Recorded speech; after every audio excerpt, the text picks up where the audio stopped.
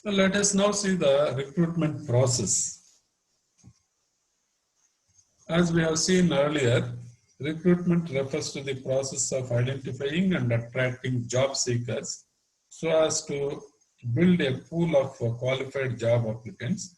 So the process comprises of five interrelated stages. So these five interrelated stages are planning, strategy development, searching, screening, evaluation, and control. So the ideal recruitment program is the one that attracts a relatively larger number of qualified applicants who will survive the screening process and accept positions with the organization.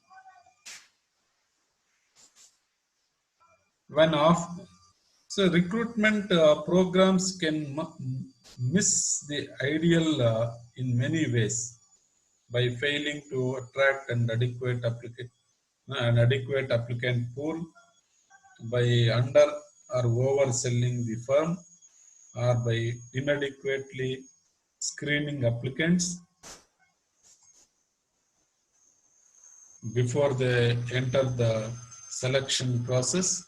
Thus, to approach the ideal individuals responsible for the recruitment process must know how many and what types of employees are needed, where and how to look for individuals with the appropriate qualifications and interests, what inducements to use for various types of applicant groups, how to distinguish applicants who are unqualified from those who have a reasonable chance of success, and how to evaluate their work.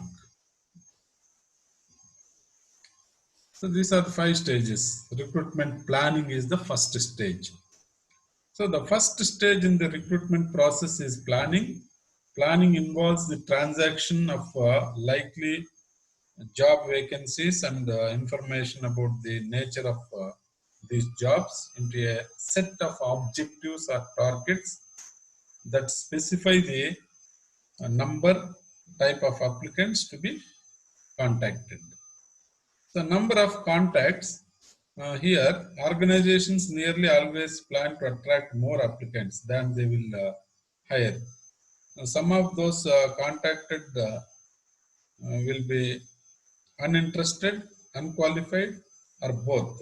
So each time a recruitment program is contemplated, one task is to estimate the number of applicants necessary to fill all vacancies with qualified people. The companies calculate yield ratios, which express the relationship of applicant inputs to outputs at various decision points. For example, assume that an organization attempting to recruit salespeople uh, ran a series of newspaper advertisements. The advertisement generated resumes from 2,000 applicants, of which 200 were judged to be potentially qualified, attended the interview for the final selection. So of these 40, 30 were actually qualified and offered jobs. And of the there is a calculation for that. They use that equation that is yield ratio, which express the relationship of applicant inputs to outputs at various decision points. The type of contacts, the number of contacts we have seen and type of contacts. So this refers to the type of people to be informed about job openings. So the type of people depends on the tasks and responsibilities involved and the qualifications and experience expected. So these details are available through job description and job specification. And another stage is strategy development. So once it is known how many and what type of recruits are required, serious consideration needs to be given to make or buy employees. Technological sophistication of recruitment and selection devices, geographic distribution of labor markets comprising job seekers, sources of recruitment, and sequencing the activities in the recruitment process. So here, in this strategy development, make or buy. What does it mean, make or buy? Firms must decide whether to hire less skilled employees and invest on training and development programs, or they can hire skilled labor and professionals. So essentially, this is the make or buy. So make in the sense hire less skilled workers and make them better. Buy in the sense hire skilled workers and professionals. This is the decision that organization should take.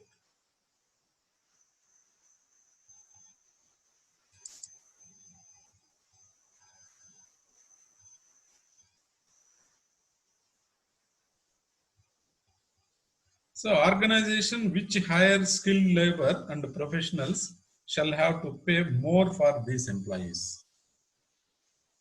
So buying employees has the advantage in the sense that the skilled labor and the professionals can begin the work immediately and a little training may be needed. But the high remuneration that the skilled workers and professionals demand may outweigh the benefits. So technological sophistication is another one.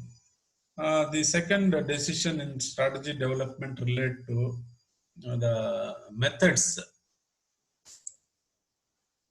used in recruitment and selection. So this decision is mainly influenced by the available technology. The advent of computers has made it possible for employers to scan national and international applicant qualifications. Although impersonal computers have given employers and job seekers a wide scope of options in the initial screening stage. So technological advancement has made it possible for job seekers to gain better access. They have begun sending video tapes about themselves to a number of companies without wasting time and without spending money on travel. See, another one is where to look. So, in order to reduce costs, firms look into labor markets most likely to offer the required job seekers. So, generally, companies look into the national market for managerial and professional employees, regional or local markets for technical employees, and local markets for clerical and blue collar employees. So this pattern will be modified by certain factors. So one such factor is the location of the firm.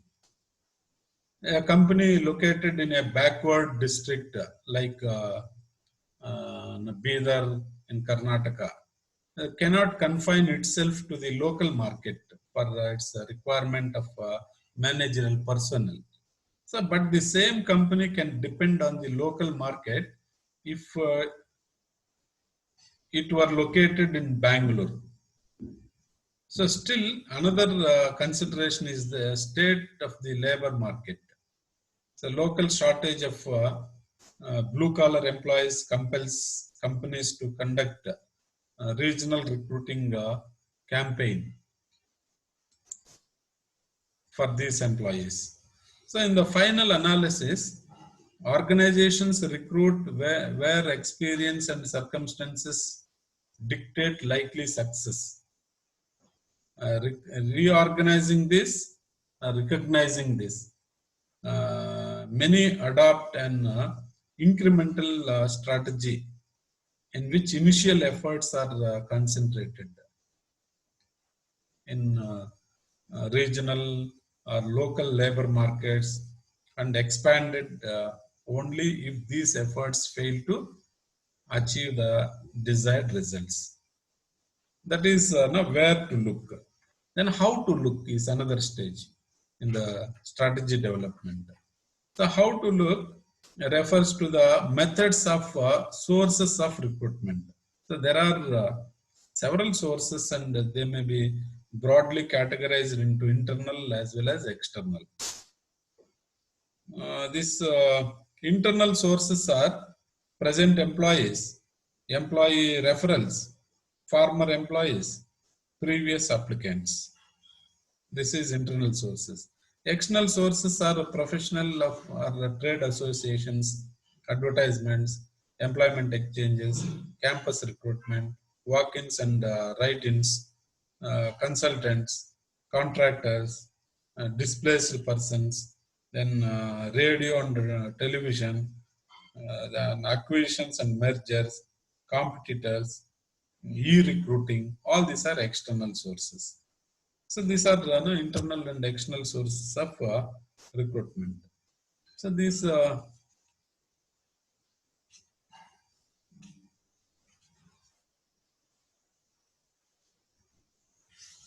internal recruitment sources. If you look at this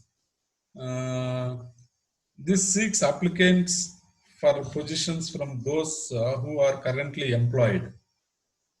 Internal sources include present, as I told you, present employees, employee related referrals, and former employees and previous applicants. The present employees uh, becomes an internal source of recruitment. Promotions and transfers from among the present employees can be a good source of recruitment. Promotion to higher positions has several advantages. So they are it's good public relations. It builds morale. It encourages competition, competent individuals who are ambitious. It improves the probability of good selection since information on the individual performance is readily available. It is cheaper than going outside to recruit, and those chosen internally are familiar with the organization, and when carefully planned, promoting from within can also act as a training devices for developing middle level and top level managers.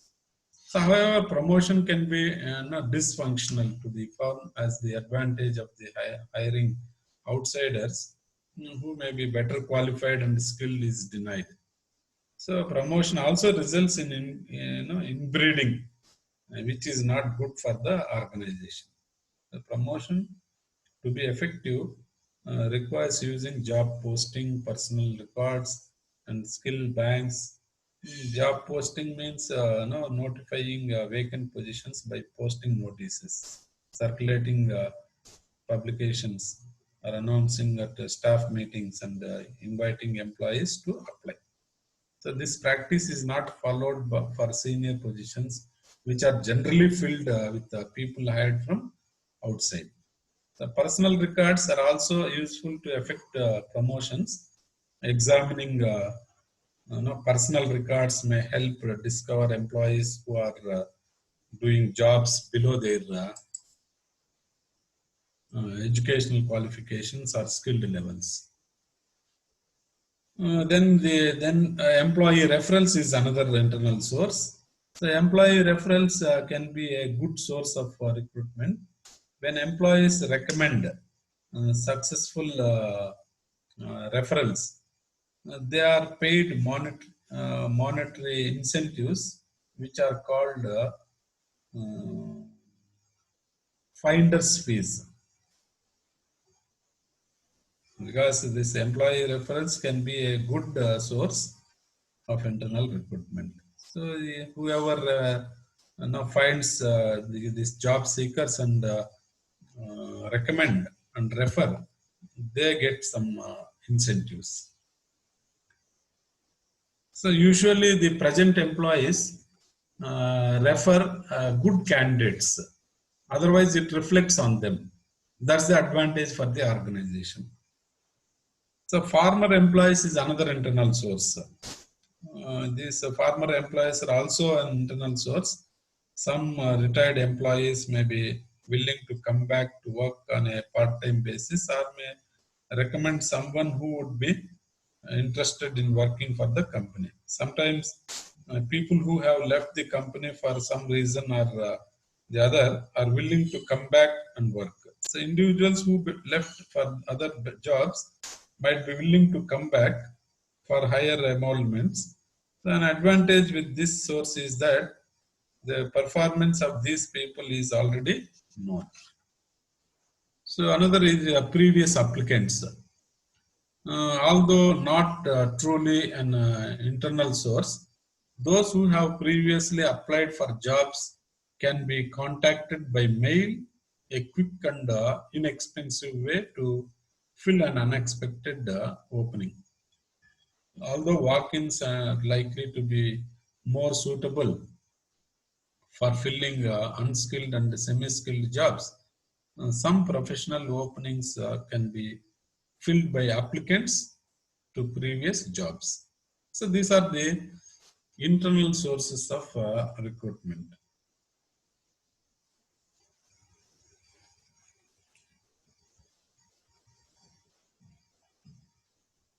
Then when it comes to external recruitment, we have seen that professional or trade associations, advertisements, like that.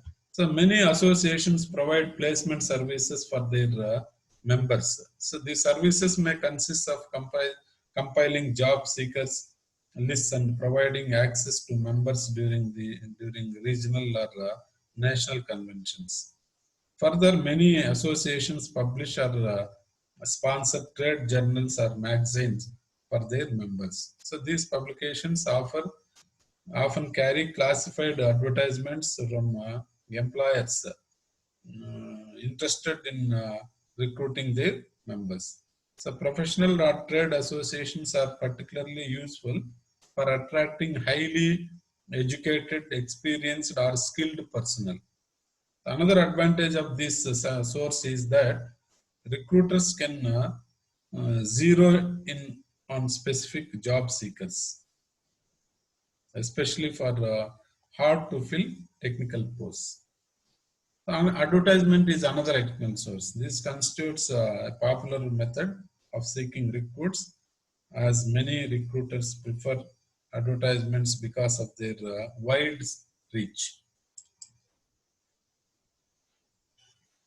Then want ads in these advertisements. This describe the job and the benefits, identify the employer, and tell those who are interested and how to apply. So they are the most familiar form of employment advertising. For highly specialized recruits, advertisements may be placed in professional business journals. Newspapers is the most common medium. A number of factors influence the response rate to advertisement. And there are three important variables. One is identification of the company, labor market conditions, and the degree to which specific requirements are included in the advertisement. These are the things. So these are the external recruitment. Yes.